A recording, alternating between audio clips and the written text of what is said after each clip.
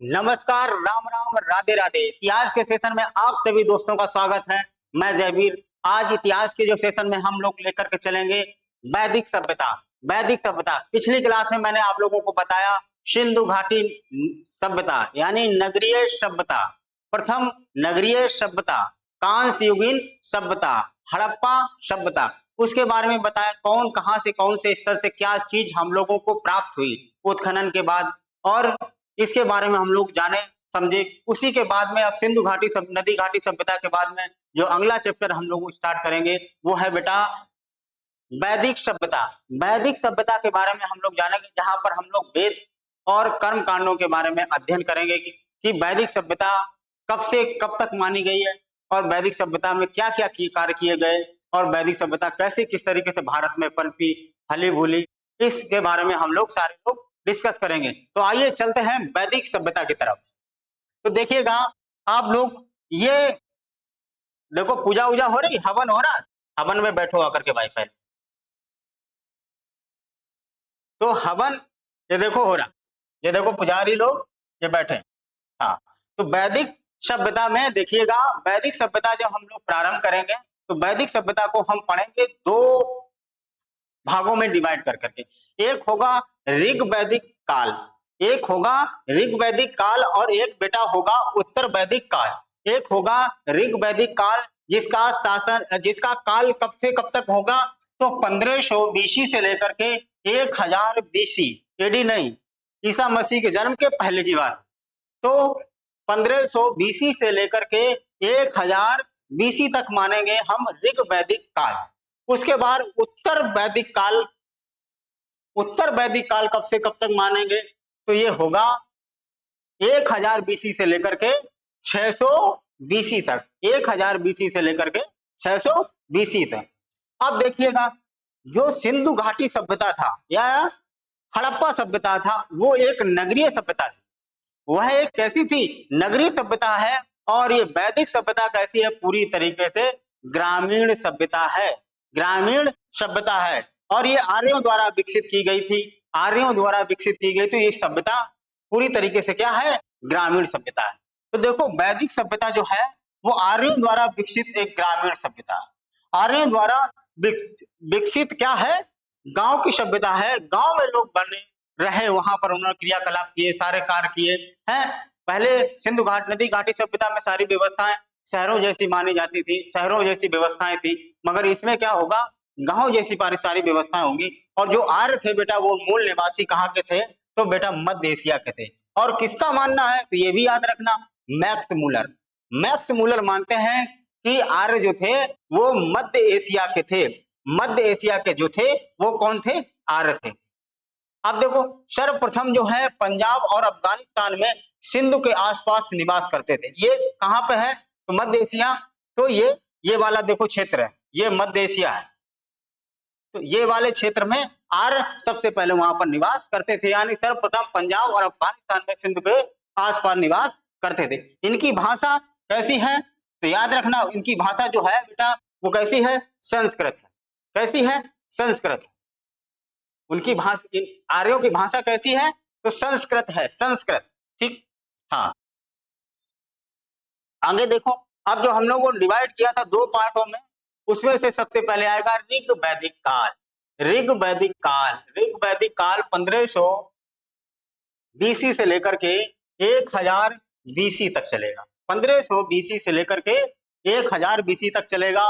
उसका देखो राजनीतिक और प्रशासनिक व्यवस्था किस तरीके की थी, उसकी राजनीतिक और प्रशासनिक व्यवस्था बेटा किस तरीके की थी, तो प्रशासनिक इकाई में सबसे ऊपर कौन व्यक्ति आता है, तो सबसे ऊपर बेटा आता है राष्ट्र, और राष्ट्र का जो नायक होता है वो कौन है, किंग।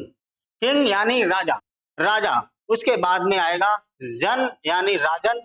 ठीक, उसके बाद आएगा विश यानी विश्वपति।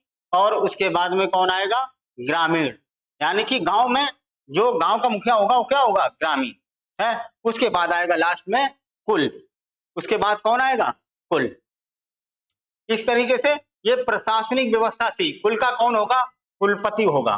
कुल का कौन होगा, तो कुलपति होगा, जिसे कुलप भी कहा जाता है, कुलपति या कुलप। तो ग्रामीण यानी गांव का कौन होगा, ग्रामीण होगा, जिसे सरपंच है। और विश्व का क्या होगा, विश्वपति होगा। ठीक। इसके देखो प्रमुख अधिकारी, प्रमुख जो अधिकारी हैं,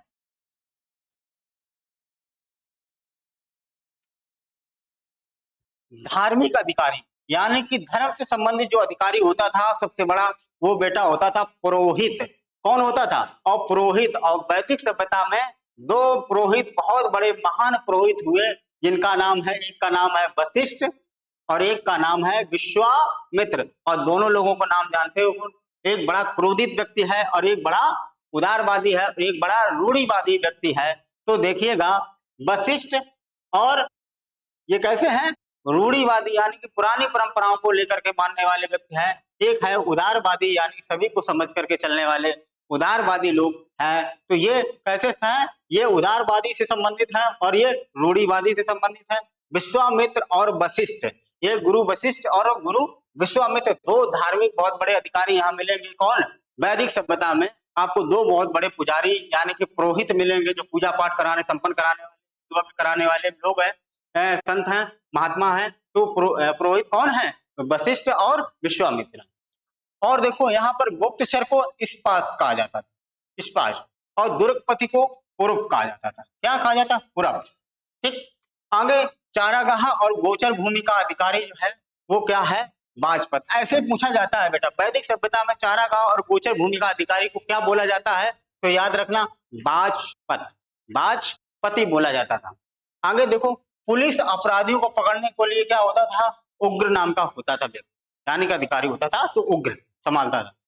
सूत और रथकार तथा कमादी, ये कौन थी? रत्नी। इनकी संख्या कितनी थी? 12 थी। इतनी संख्या कितनी थी? 12। देखो, दो महत्वपूर्ण क्या थे कि सर्वाधिक महत्वपूर्ण पुरोहित और सैनिकों का था। इस व्यवस्था में, यानी वैदिक काल सभ्यता में, दो सर्वाधिक महत्वपूर्ण कौन थे? तो एक तो था पुरोहित और वहां का सैनिक। और न्यायिक अधिकारी का उल्लेख यहाँ पर नहीं मिलेगा, नहीं, जजों वजों का काम यहाँ नहीं मिलता है। न्यायिक अधिकारियों का उल्लेख ये पूछ भी लिया जा सकता है कि वैदिक सभ्यता में क्या न्यायिक अधिकारियों का कहीं पर जिक्र मिलता है?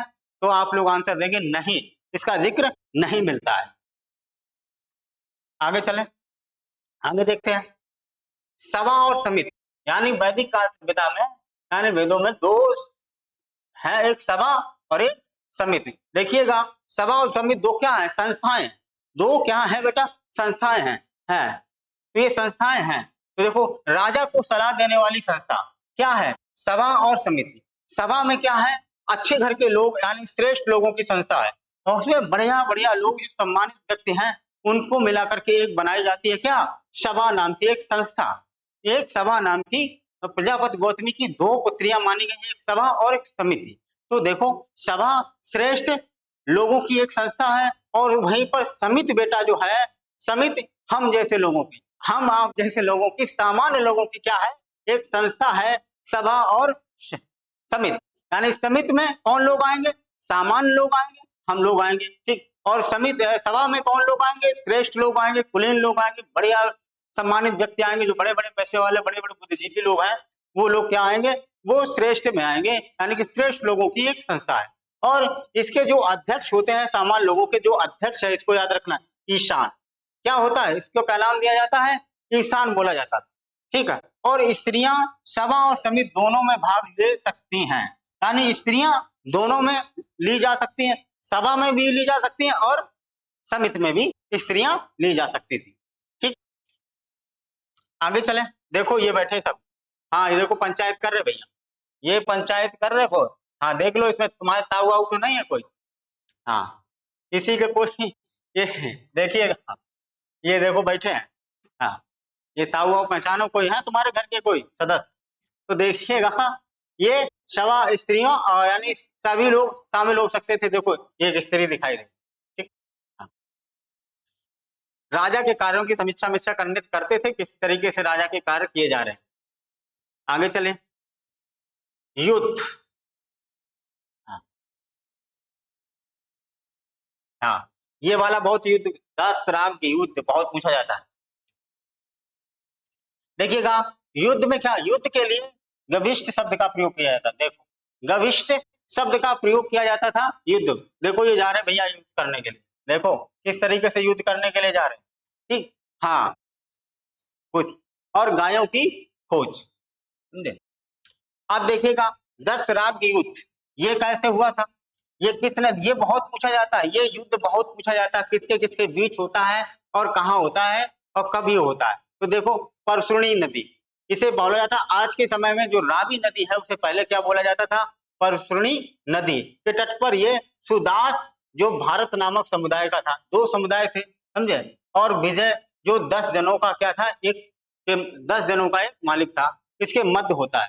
तो 10 राग युद्ध, तभी इसका नाम होता है 10 राग युद्ध, 10 राजाओं का ये युद्ध हुआ था। एक तरफ का था सुदास था, है, और एक भारत नामक समुदाय का था, और जो विजय हुआ था, और एक तरफ 10 जनों का एक समूह था, उसके साथ में युद्ध होता है। और ये जानकारी आपको कहाँ से मिलेगी कि ऋग्वेद के 7वें मंडल पर, यानी कि ऋग्वेद का आप 7वां मंडल अध्ययन करेंगे, ऋग्वेद का 7वां मंडल अध्ययन करेंगे, 10 मंडल हैं, तो ऋग्वेद का 7 मंडल में जो दिया गया जिक्र वो 10 राग का युद्ध दिया गया है। ये याद रखना इंपॉर्टेंट है बेटा, इंपॉर्टेंट है कि 10 राग का युद्ध का जिक्र किस मंडल में जिक्र किया गया है, तो 7वें मंडल में दिया गया। सामाजिक जानकारी यहां से कैसे मिलेंगी, देखिए सामाजिक जानकारी,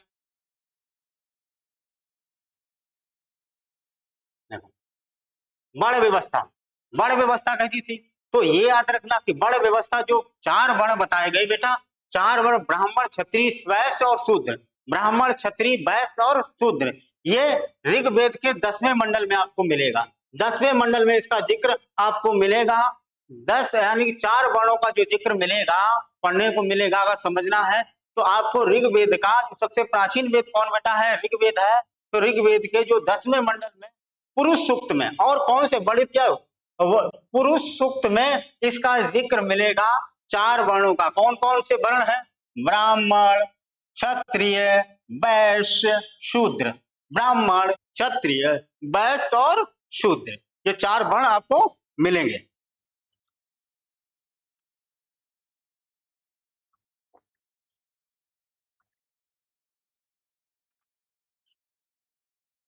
देखिएगा जो सत्ता थी, समाज कैसा था, सिंधु सभ्यता में बेटा, सभ्यता में सत्ता मात्रात्मक थी,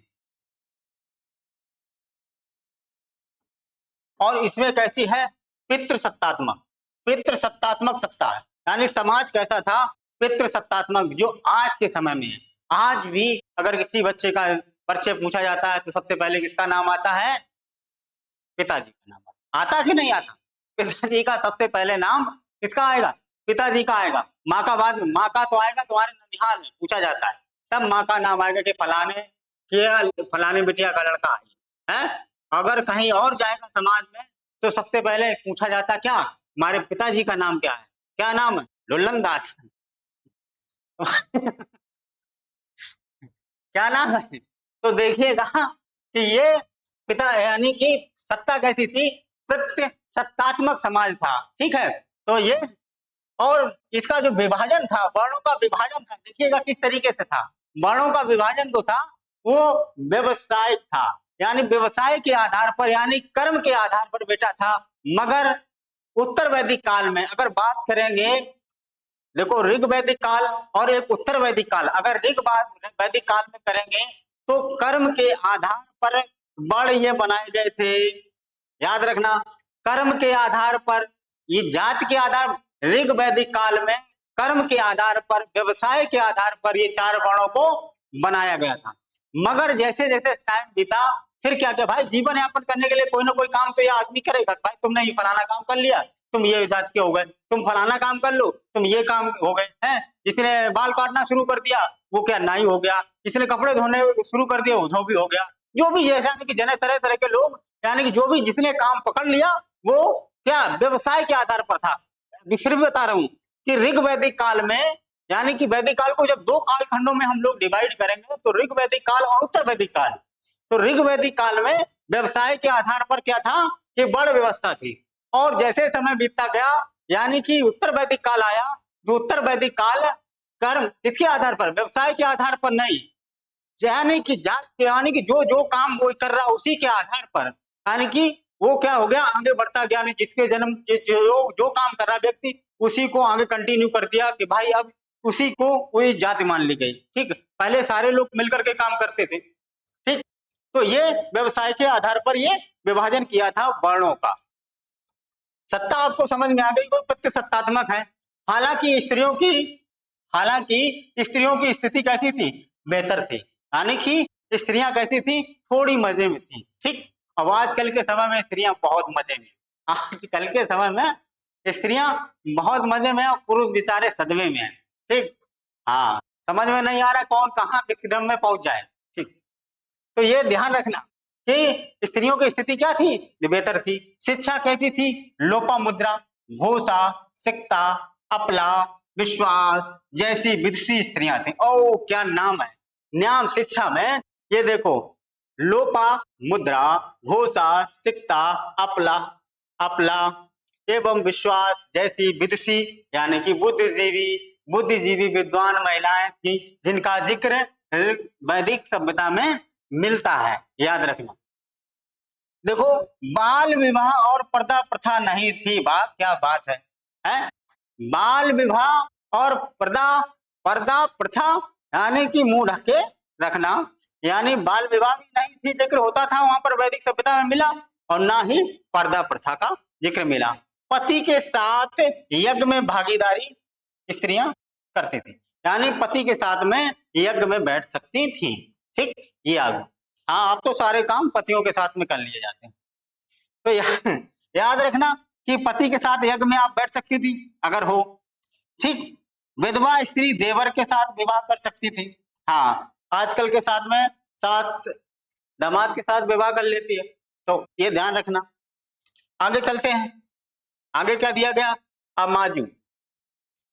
ये क्या था, ये जीवन भर अविवाहित रहने वाली स्त्रियां, इनको क्या बोला जाता था, अमाजू, यानी कि जो कैसी थी, ब्रह्मचारिणी थी, यानी कि जो जीवन भर विवाह नहीं करती थी, उन्हें क्या कहा जाता, अमाजू। ठीक, यहां तक बात समझ में आई। ठीक, आगे चलते हैं बेटा, आगे क्या होगा, धर्म। क्या बात, धर्म के बारे में और लोग समझ लेते हैं।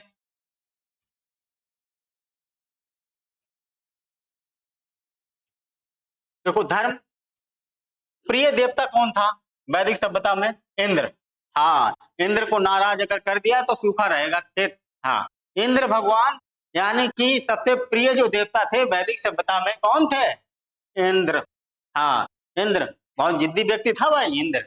तो इंद्र और अग्नि, मनुष्य और देवता के मध्यस्थता, यानी कि अग्नि जो थी वो मनुष्य और देवताओं के बीच क्या करती थी, यानी संबंध बनाती थी, आपस में समझौता करवाती रहती थी। ठीक, और पवित्र पशु कौन था, तो बहुत पवित्र पशु कौन था, गाय। गाय वैदिक सभ्यता में पवित्र पशु माना जाता, और आज भी बेटा गाय हिंदू धर्म में सबसे पवित्र मानी जाती है। जिसे बोला जाता अघन्या, इसे बोला जाता अघन्या, ना मारे जाने योग्य पशु, ना मारे जाने वाले योग। आजकल बाबा जी की सरकारी चल रही है भाई, हाँ, कोई किसी को गाय को नहीं मार सकता है, तो अघन्या। तो ये अघन्या इसीलिए बोला जाता, अघन्या का मतलब ही होता है ना मारे जाने वाला पशु। आइए दूसरे आगे चलते, पवित्र नदी की बात करेंगे तो सरस्वती बेटा। कौन सी नदी है, सरस्वती, गंगा जमुना सरस्वती, इन सभी का जिक्र बहुत मिलता है आपको। संगम में आप गए होंगे, अब कुंभ का मेला और चला है, महाकुंभ चला, तो सरस्वती।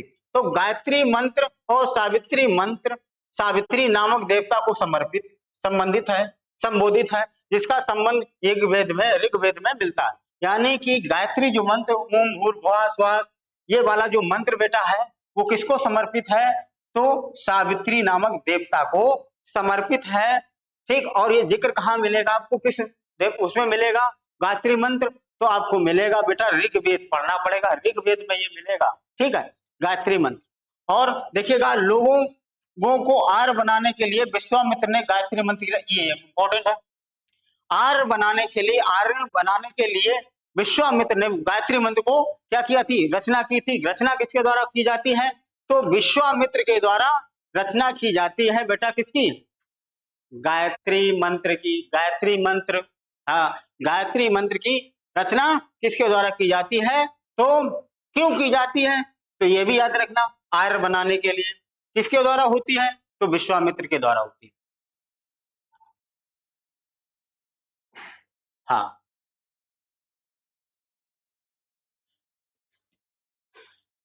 दोस्तों आज की क्लास हम लोग यहीं तक रखते हैं। कल मिलते हैं हम लोग अगली क्लास के लिए। जब तक के लिए बने रहे मेरे चैनल के साथ और जुड़े रहे।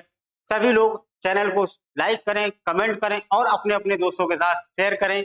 थैंक यू, धन्यवाद, राम राम, जय हिंद दोस्तों।